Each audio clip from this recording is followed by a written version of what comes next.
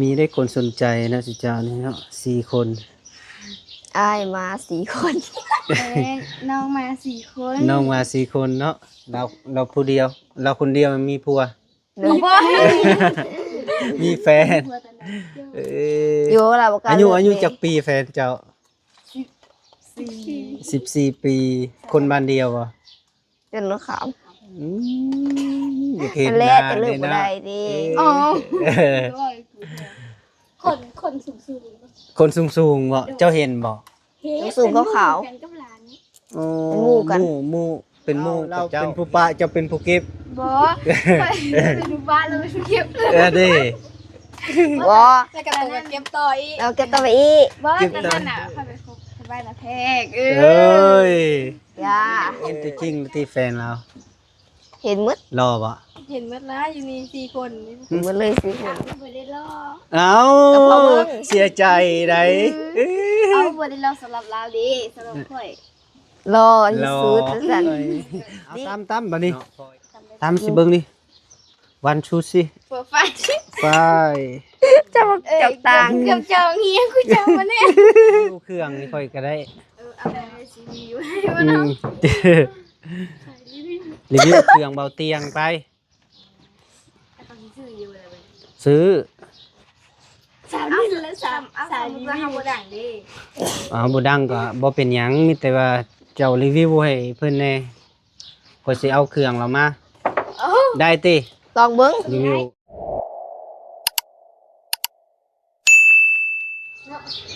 พระโทปานิดหยังอันนี้ สบายดี เลยเอา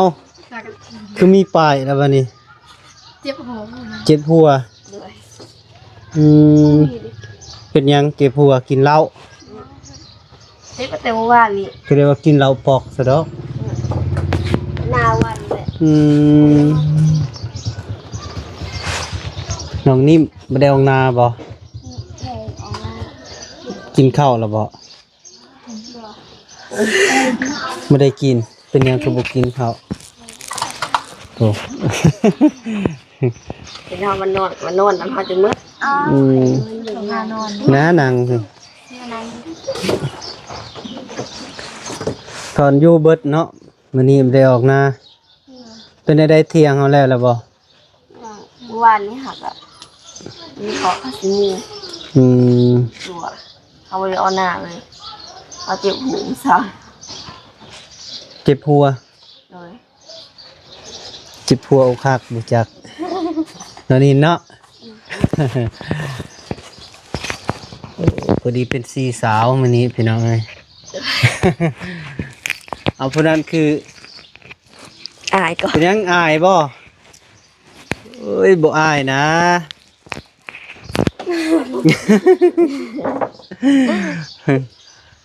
คือว่าเคยเห็นอยู่เลยเรามาตลอดอยู่เนาะ เลย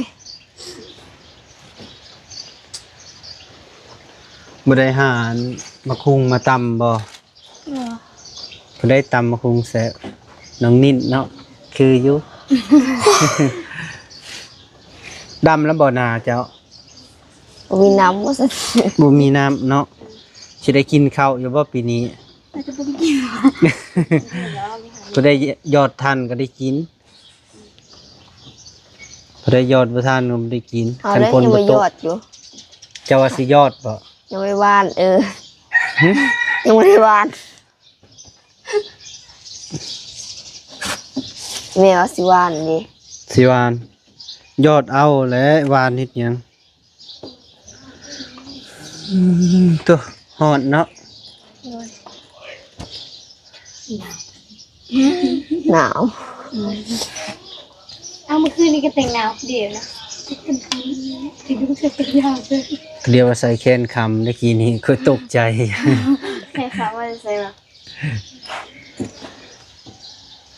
มีคำไม่เขียนดอก อืมอยากได้บ่อยากได้บ่คำนะ เดินกระถาง สิพาไปเบิ่ง สิพาไปเบิ่งอยู่ซีโนนะหลายอยู่นะ เจ็ดบ่ ลุงเห็นก็มีอยู่ สันเจ็ดบ่ เพิ่งจะซื้อพวกมีเงินซื้อคำ บ่มีเงินซื้อ สันเจ็ดเด้ คำสอง สันเจ็ด แสนปลายก็มี เด้แต่แสนปลายเด้37จะซื้อคำปลอมมาใส่มือคำแทนเนาะ อืม ที่ดงเห็นกับนี่ คำปลอมเอาหยังจนว่ามันสิกัดคอ อ่ะบ่มีเงินเนี่ยก็ต้องใส่คำปลอมด้วย คือบ่ใช้ซะนะ บ่มี หา นี่สิเด้ บ่มีซื้อเด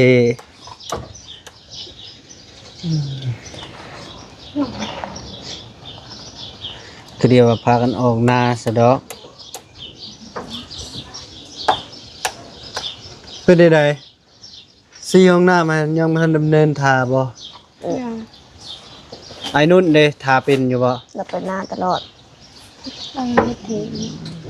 มันมุกเราจักมื้อนี้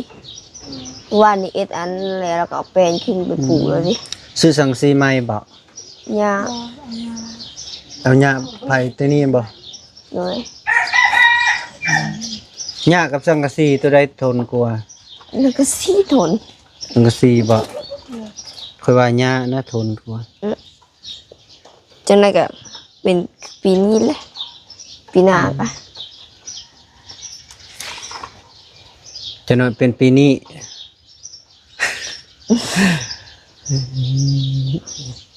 สีสาวคนนั้นเพิ่นจักลีพี่น้องย่านนี่นะมันนั่งเฮียงกันนี่ก็ได้ย่านเห็นหยัง บ่ได้ยาก บ่ได้ย่านแต่ว่าลีซื้อเนาะ ลีซื้อมีได้คนสนใจนะสิเจ้านี่เนาะ4 คน อ้ายมา4 คน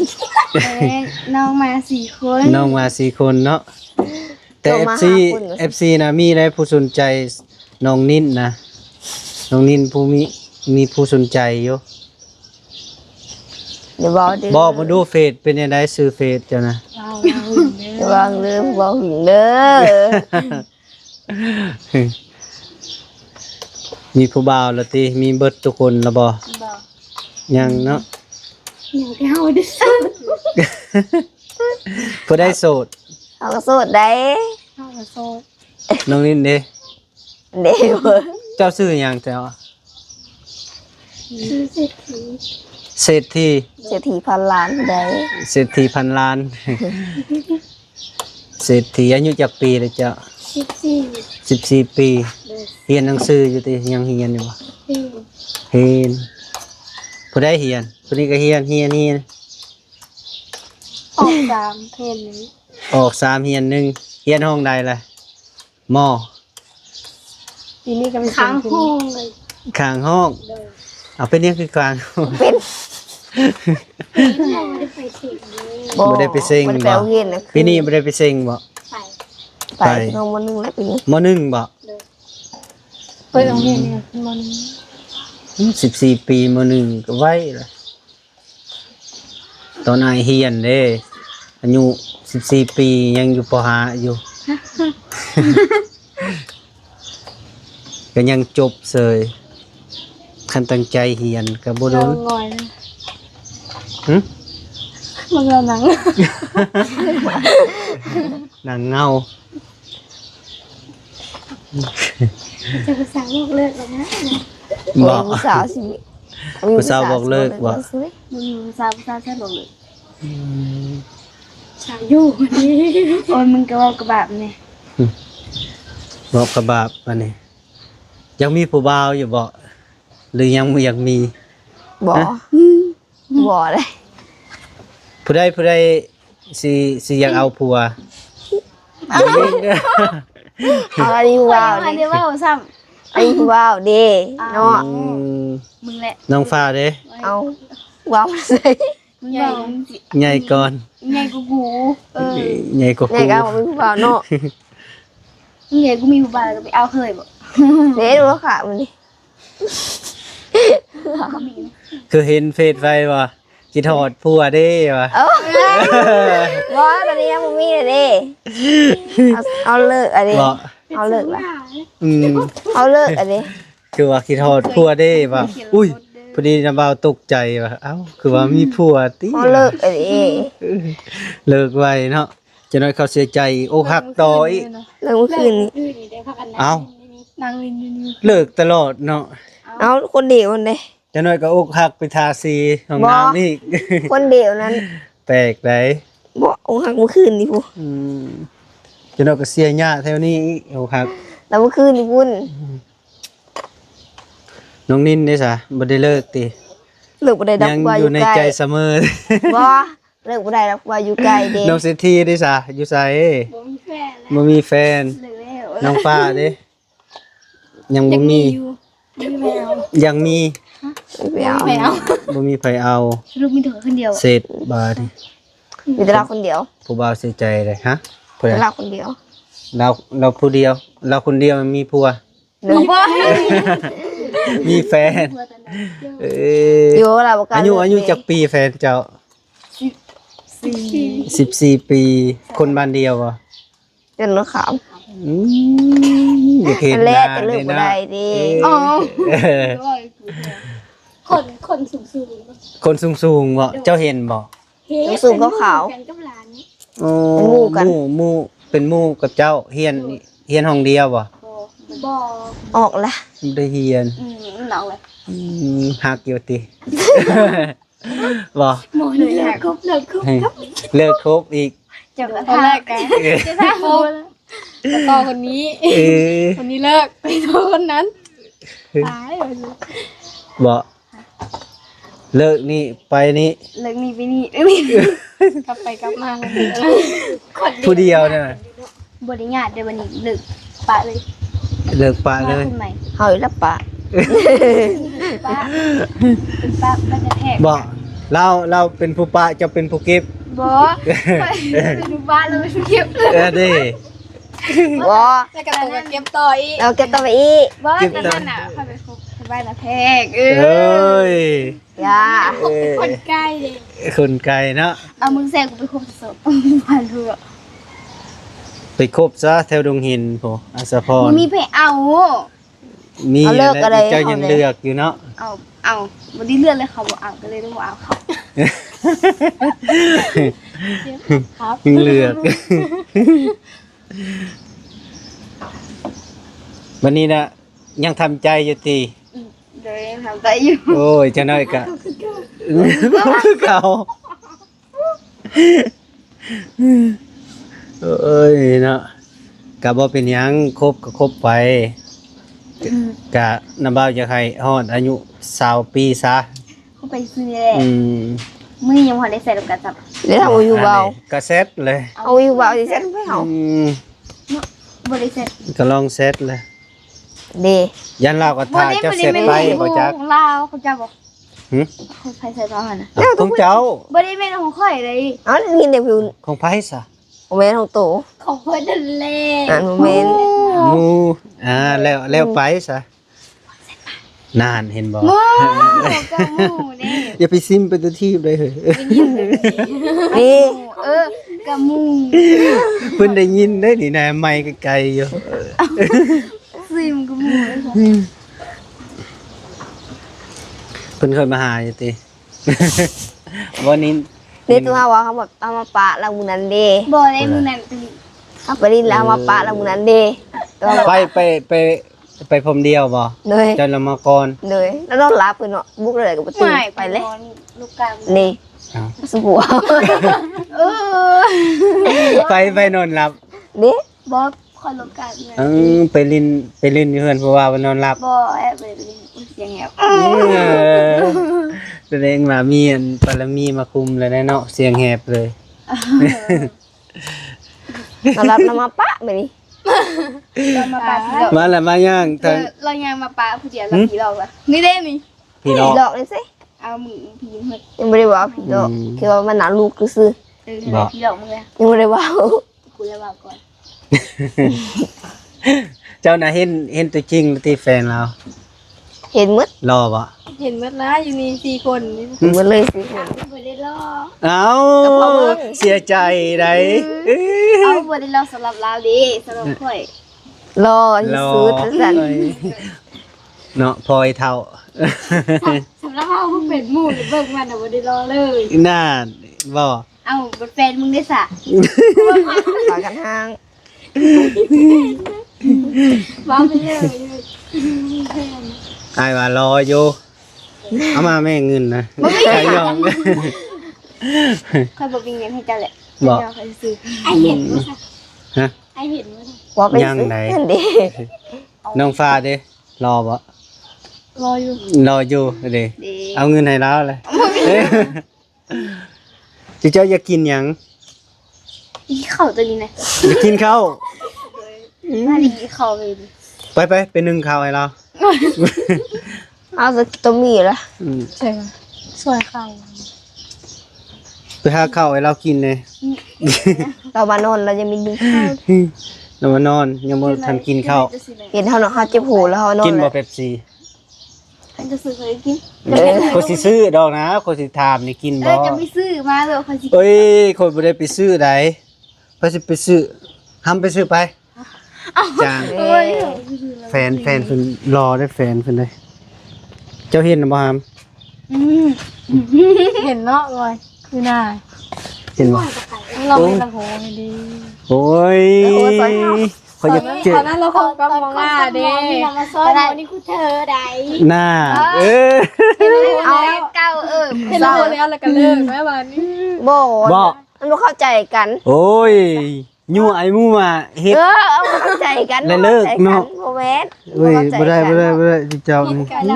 พิดกันก็เลิก ไปกับเพื่อนนั่นแหละแล้วกับเพื่อนพูดมาซ้อนค่ะ แน่กันคืออายโอ้เสียใจแล้ว โอ้ยแบบอุตส่าห์ไปเฮ็ดหัวนำกันเลิกก็ข่อยวันละสิ แน่ ตายเลย แล้วเจ้าเป็นผู้เก็บติเนาะ บอกแล้วเราเป็นเฟซเก่าข่อยเอาตุ้งใหญ่ซาวล่ะบ่ บ่พิดกันก็เลยเลิก แล้วแล้วเขาคิดกันแล้วก็เลิกกันมันก็ถูก นี่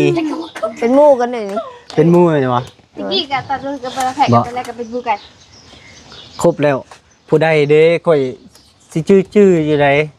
คันบอกชื่อข่อยชื่ออะไรติเก่าย อง ยอง ย่อง นะจิวะ บ่ชื่อ เดี๋ยวหาซื้อว่าซื้อจริงเด้อซื้อจริงของคนน่ะซื้อท็อป ซื้อท็อปบ่แม่นพี่น้องไอ้ลำโทนบ่ น่าจะแม่รู้เจ้าให้เราเบิ่งเลย ใส่หูปะนะ บ่มี บ่แม่นอันน้องชายน้องอันน่ะซาวเกตบ่ บ่มีฮู้ต้องเบิ่งวิดีโอเด้ตัวคู่กับเล็กๆก็ได้วิดีโอก็ได้บ่ วิดีโอ บ่เอาพี่ เอ้ยโอ้ยทางนี้เงายาและบ่เบิ่งก็ยา เพิ่งซื้อนอนยังบ่ซื้อนอน ซื้อนอน ยังบ่ได้ซื้อ เขาวินโหยนี่คือ หูอยู่ อ๋อ เราติดอันน่ะติดป้ายอยู่ ไม้อะไรดิยันหูยันหัวยันหัวอุ้ย อุ้ยเนาะตัวเหงา ติดเมื่อคืนนี้แมันบ่ ติดเมื่อคืน แก้อยู่ ติดใหม่นะคือ มันบ่มันยังบ่จืดจ้ะบ่มันมี2แผ่นในเมื่อคืนนี้ แม่เจ้าของนั่นแหละเนาะมือใดเด้สองอีน้องนี่สิออกมานาบอกเพิ่นอยู่ทีบ่งาแม่เจ้า บ่เราบ่ให้อ้อ เราบ่ให้ออก คือใจดีว่ะ เราเห็นเขาเจ็บ ไปเจ็บบัวมันให้ดีแล้วไปตากแดดเนาะ หากับ วานนี้เขาไปเขาเจ็บอูมัดมือเขานอนอยู่ ไปคู่มือน อนเบิ่งไอทีฝนตกก็ยังนอนจุดเข้าไป เด้คอยได้เป็นผู้ยองที่คอยเป็นผู้ซื้อเป๊ปซี่ให้กินอีกปาน เอา นี้ กับเจ้าย่อง ชนะเจะยองเด้อน ายเจ้าย่อง ขณะยังย่อง น้องเลยกิน ข สี ณะสิย่องอีก บ่ทาสีบ่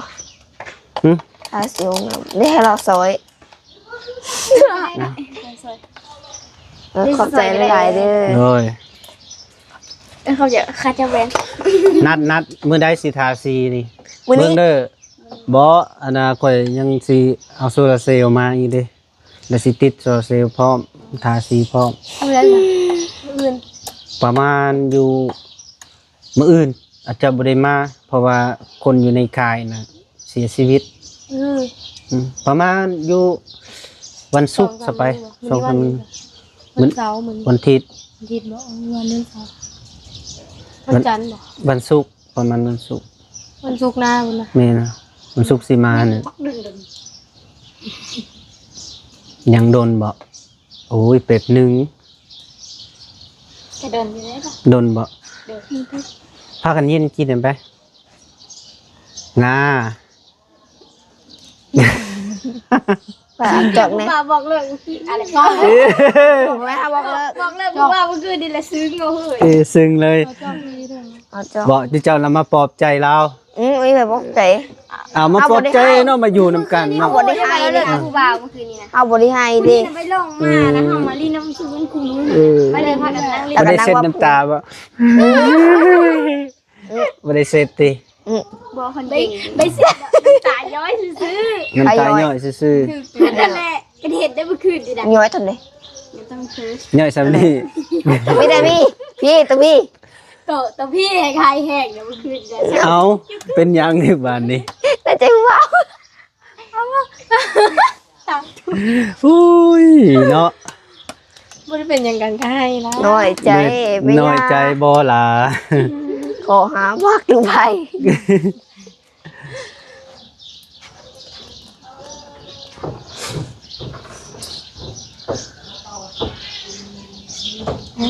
ก็คนได้อีกเลยนะ คนนั้นหักใส่บ่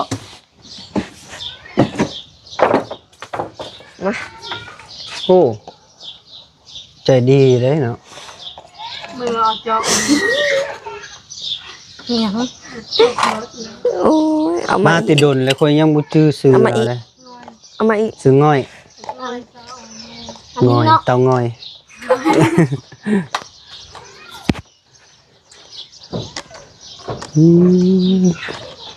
FC ว่าคือยิ้มหวานแท้เว้ยฮะ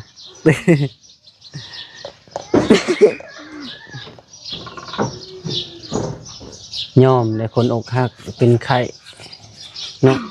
ก็ต้องหาผู้บ่าวเนี่ย อื ผม ม แล้วแบบต้องหา อืม อยู่ดีๆนะถ้าไหนเห็นเขาให้ทุกคนเลยเอ้าเปิดถ่ายแล้วผมจะรีให้เพื่อนเห็น เอาไปเฮ็ดเพิ่นให้เอาบ่เว้า เห็นว่าบอกว่า บ่เว้าไปให้ เด้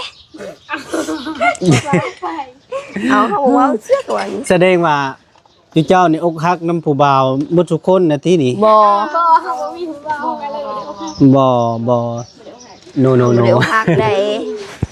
ที่เดี๋ยวเว้าไปเมื่อคืนนี้ว่าเขาหักเอาให้หลายบาท บอกให้แต่น้ำตาลดโกดักซื้อถามว่าดีเลยเด้อ เอาไปเลย จิบ เอาไหม เลย เอาไหม ก่อน อ่ะเอาบ่ได้ให้แล้วก็เว้าเป็นบ่ ว่า คือนี่นะขึ้นเมื่อแล้วเงียบเลย เงียบไปสัง เมื่อกูห้องบอกตะกี้ลง มองไตคือขี้ อืมน้องนิ่นสำหรับน้องนิ่นเนาะกันว่าอกหักแล้วก็นอนคนเดียวแล้วก็เสร็จแล้วเนาะนี่ คนเดียวไอ้ เจ้าไปจื้อนะ อ้าว ได้ยินนะนะ ไม่ ยินตัวบอก บ่โถเขาสำนี่ได้ยินก็คือว่าเสียงดัง เสี นี่ ยงลมกูบ้าว่าโคตรดังเลยด้วย อันนี้เย้ บ่ไม่เท่าได้ซะสิบ่ยินบ่ ยาแล้วแหละเนาะ เอ้ยอย่า นอนเถิด อืม อ่ะบอกแก้ว ให้น้องฟ้าก่อนพอกินน้ำลังก็ได้เจ้ากินก่อนโลด อ่ะ บ่เจ้ากินโลด เอา หนิงกันไพ่สี กินโลด ส้มกัน จะน้อยไอสิกินจะน้อย เอาว่า กินโลด เราแล้วดีใจต้องไงดี บ่เป็นหยังกินตำจอกให้เบิ่งบ่ดู ตำมาจำไปสิ อ่ะให้พรเลย เอาตำจอก ตำเลยปะ แป๊บนึง แป๊บนึงอืมอย่ายังบ่ทันไปเอาซ้ำว่ามื้ออื่นสิไปเอาให้ชื่นใจแล้วว่านี่หำใส่จอกจ้าลูก ประมาณไม่จอกนะ บอกก็ยกตุกเลย เอา นี่ ตำบัดนี้ตำสิเบิ่งดิวันชูสิ เปิดไฟ ไป จะมาจอกต่าง เกือบจองเฮียกูจองมาเนี่ย เอ้ยเป็นตะแพงอยู่พี่น้องเอ้ยผู้นั้นกระปุดในๆกลัวหมวกนะ เป็นความ ช้อปปิ้งบ่ บอกออกมา บอก บอ เด้อเจ้าของลูกอีเด้อ เออ อี มึงเบิ่งเดี๋ยวผม ให้เกียรติคุณยาย อ้าวแต่ผมน้ำมันนะ โอ้ เออ ไอ้ผมน้ ตาคนน้ำมาเฮ้ย ำมึงตันให้ยังมัน บ่ให้เกียรติเด้อ เสี่ยวกูบอกให้นะ บ่ให้เกียรติเด้อทีบ่ให้เกียรติเด้อรักแม่โอ้แม่บ่ให้เกียรติอยู่เฮ็ดเคยสมองบ่ ชอบนั่นกูชอบกระห้องเลย ในหัวไม่บรรทัดแตกเซลล์ เฮาสื่อของเรียนบ่เคยสมมุก ไป ว่าเฮาเคยสมมุกกับห้องเด้ สมกเสือนี่จานบ่ให้กระซบจานให้กระซบ บ่ อันนี้ คอยผสมม่วงบัดคันหัวจะเป็นยังไงพี่ลีเห็ดเรียกบ่ได้ซบได้หมวกสังเกตโลดเห็ดเสื้อแขนยาวกับบ่นุ่งอีก ใส่จะขยับผสมมามันมัด ทรงขายาวกับบ่นุ่งอีกอีอ๋อ ดำ ยาและเรื่อง อ้าว ดำ ว่า ก็ เดี๋ บ่ ยว ได้ยา ไอ้คลิป เนาะก่อยนะ ไอ้คิดว่าโหยังตา มั ย นเวลาเฮานุ่งล่ะมันมุดมัดอ่ะนะแบบมันคันยุ่งๆเยกๆอะนะมันร้อนแน่นะ บ่แก้ว ฮะ วันจะบอกมาเฮาพากันอีกคลิป หัวสิตาย อยู่ไส เอ้ยพี่ขนม คลิป เฮ็ดคลิป ไอ้ที่กิ่งนั่นเด้ แล้วก็แบบเฮ็ดไว้แบบคือเขาเฮ็ดอันนี้แล้วก็ทำถาม เฮาจะเอาเป็นคนดัง เขาจะเป็นคลิปกินนะ เฮ็ดคลิปกิน เอาแบบหมอนี่นะกินกันแล้วก็ แบบนี้เด้อแบบนี้ออกมา ฮะ เดี๋ยวหมอน่าเอาโทรศัพท์มาให้เบิ่งนะ โอ้เจ้าน่ะอยากเฮ็ดคลิปเลี้ยวก็ได้ เด้หมอนี่โชนก็เลยเฮ็ด โอ้อยากเจอเด้ไปเฮ็ดไปได้ไปเฮ็ดอยู่ เจ้าก็สิลิ้นนะว่าจ้ะ ได้ ถ้ากันแลดออฟต้นขามนี่น่ะแลดออฟต้นขามนะ รีวิวเครื่องนี่ค่อยก็ได้ เอาไปในซีวีไว้ อื ว่าเนาะ มรีวิวเครื่องเบาเตียงไป แต่ตอนนี้ซื้ออยู่เลยเว้ย ซื้อ สามนี่แล้วสามรีวิวบ่ดังดิ บ่ดังก็บ่เป็นหยังมีแต่ว่าเจ้ารีวิวให้เพิ่นแหน่ข่อยสิเอาเครื่องเรามา โอ้ ได้ติ ลองเบิ่ง รีวิว ซื้อไปได้รีวิวบ่ หึ แล้วนี่ รีวิวบ่ทุกคน เอาไซส์ใหญ่มาเลย อุ๊ เด้อย เอาเลยคลิปอันหนึงเด้อ โอ้ยตัวเล็ก มีคลิปนี้อย่า นี่ บ่มีเสียงเพลงติ คลิปนี้เนี่ยอย่าเบิ่งเด้อนะ คืออยู่ได้นี่เนาะ มีเก็บ โอ้ กลิ่นเด้ คลิปนึงคลิปนึง บ่ ขาดอยู่ขาดอ บ่ ยู่ นี่ลูกจิ้มอีนี่แหละเอ้ พี่น้องเอ้ยโหเพิ่นลิ้นคลิปสั้น แล่นแล้วบัดนี้ มันก็บ่ได้สั่นแหละ ยันคิดบ่ทัน แม่นกินบ่ทัน จุดแท้ ซึ่งก็เลยกันเลย เบิ่งเด้อวันศุกร์วางบ่ ว่า ออกหน้าแล้วก็ตำตำหยังข้าวปุ้น เอ้ย แล้วก็พากันกินเด้อ เอ็ดเว็บเก่าอีกบ่ ไปเบ่ทุกคน1 2 3 วันศุกร์บ่ว่างบ่ว่าง วางมือเอา บ่คันว่างแล้วก็ส่งบอกค่อยนะเพราะว่าเจ้าก็มีเฟซค่อยเด้ โอ้ยคน ส่งบอกแล้วก็ส่งบอก บ่ได้ตาย กับมันลิ้น เจ้าต้องเก็บ เอามือ แล่นนะ โอ้ ออกเลยค่ะไม่รู้ หมอนนี่ออมถามจับรอบชั่ว เอาส้มอีกบ่ได้ส้มบ่ได้ก็บ่ได้กิน ผู้ใดส้มบ่ได้ก็แล่นมา เล่นมา อายดิ โอ้บ่ได้อายแล้วอันนี้แห่งคักพอดีก็สิเอาเสื้อบ่เตียงให้เจ้ารีวิวให้เด้อสิโทรบอกเบาลีเอามาจาก2ชุด3ชุด เพื่อจะได้กินน้ำเงยเติบไปเลย กินพานกิน วันนี้เก็บตายเลย ตอนคำนี้แหละจองเห็นมาเนี่ย สามีแหละกำลังเด็ด เฮ็ด เอา อยู่ไสอยู่นี่ กูขามกูดิ โอ้กู ตอน กูคามมัน ที่ บ่ นึ่งเนี่ยเฮ็ดในนี้ตอนที่นึ่งเนี่ยเฮ็ดในนี้แล้วมันบ่คักบ่ดีนะคนแนวหลายคนอายกันเฮ็ดอยู่ซุ้ม โอ้แบบนั้นติ ตอนนั้นเลยค่อยนึงเขา บ่ต้องอายเรื่องเฮ็ดคลิปบ่อาย เด็กน้อยโพด เด็กน้อยกวนแล้วคืออยู่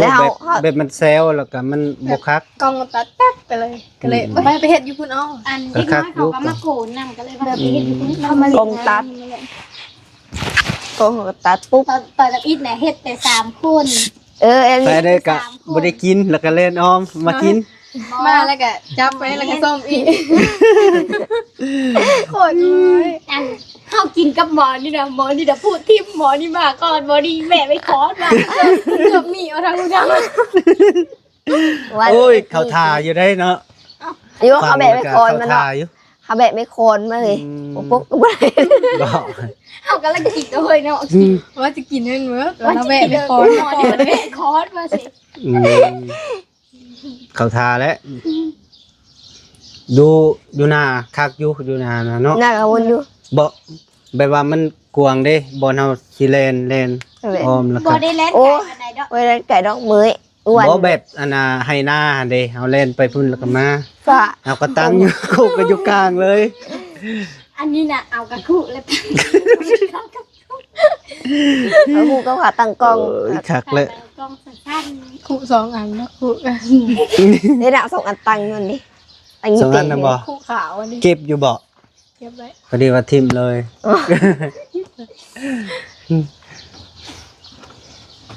โทษเป็นหน่อย นั่นแหละถ้าจะเป็นใครวัน เป็นไข่เลย ไข่แตก ไข่แตกพร้อมอกหักพร้อมบาดนี้ซ้ำๆแล้ว บ่เขาเป็นใครก็จะอกหัก ก็นั่นแหละแบบมันซ้ำเติมในใจเลย บ่ได้ จะ ซ้ำ ได้ เล ไป ย หายใจพืชเลย เจ้าคือใจดำแท้เฮ้ยเนาะคิดอยู่บ่คือว่าใจดำแท้ว่าเลิกกับก่อยเป็น บ่เขาเป็นคนบอกเลิกเขาเนาะ บ่โอ้เจ้าคือใจแท้ ใจได้เนาะ บางวันเพิ่นบอกเลิกเขาเองให้เอง เอ้ากูบอกเลิกเลยกูบ่ให้เดี๋ยวเขาก็ตัดสินใจดีแล้วดี เขา แล้ ตัดสิ วน ใจดีๆเขาบ่ให้ บ่ให้ให้ไปเห็นอย่างให้กระเทียมฟอร์มตัว บัดทีหลังที่เนาะนางเงาเสื้อไปบ่ประมาณ3 มื้อคือล่างเลยเจ้าสิคิดแล้วบัดนี้ บ่คิดเลยคนบ่คิด บ่ได้คนที่เคยเขาเคยเสร็จไปโอ้ยบ่แม่น บ่แม่นบ่เคยดอกแม่ผู้เคยนะฮู้ได้เนาะผู้เคยนะฮู้ได้เบิ่งหน้าแล้วก็ฮู้แบบซึมๆแล้วก็เบิ่ง เอ้ยบ่เป็นเฮา อีดีได้ เฮาเหงาคู่มือ เกือบเงาคู่มือ ไปหน้าก็ไปแต่นอนเบิ่งเขาอีกที นะ เอาวันเขาจิ้วหูเนาะเอ็นซอยเขาบ่ปิดเด้ เมื่อวานนี้ลบ ว่านี่เป็นโลกาได้จักเท่าไหร่ได้เท่าไหร่ บ่ได้เจ็บมือลบบ่ได้ เอาพ่อแม่พี่น้องเนาะพอดีคุยกับน้องๆพอดีบอกแก้วมามื้อนี้กับพอดีมาเจอ4สาวเลยพี่น้องเนาะแล้วก็มีน้องนิ่นน้องเศรษฐีน้องงาน้องฟ้าพี่น้องเนาะเอาขออยู่ดีมีแฮงสุขภาพแข็งเจ็บจนอย่าขาดอย่าสนโศกมานำรวยมาสุขสุขคนเด้อพ่อแม่พี่น้องฝากติดตามน้องๆเพิ่นแน่โดยบ๊ายบาย